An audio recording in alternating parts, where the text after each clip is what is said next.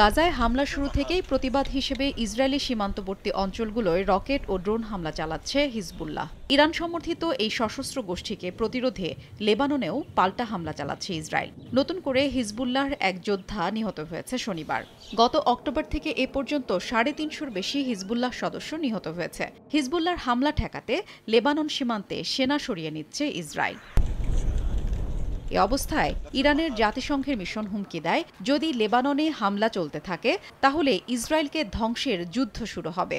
Iran সতর্ক করে বলেছে, লেবাননে হামলা হলে ইরানের সব প্রতিরোধ বাহিনী ও মিত্ররা ইসরায়েলকে মোকাবিলা করবে। ইরানের হুমকির পাল্টা জবাবে শনিবার ইসরায়েলের পররাষ্ট্রমন্ত্রী বলেছেন, যে ধ্বংসের হুমকি দিচ্ছে সে সরকারই ধ্বংস হবে। চলমান উত্তেজনার মধ্যে মধ্যপ্রাচ্যে আরেকটি যুদ্ধ ছড়িয়ে পড়ার আশঙ্কা করছেন বিশ্লেষকরা। নগদের কাছে সব গ্রাহকই প্রিয়, তাই তো সারা দেশে ক্যাশ আউট চার্জ সবচেয়ে কম।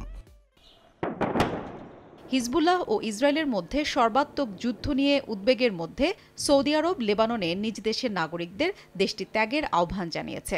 যুদ্ধের আশঙ্কায় এরই মধ্যে জার্মানি, অস্ট্রেলিয়া ও কানাডা সহ বেশ কয়েকটি দেশ তাদের নাগরিকদের লেবানন ছেড়ে যাওয়ার জন্য সতর্ক করেছে। হাফসাতুন্নেসা, সময় সংবাদ।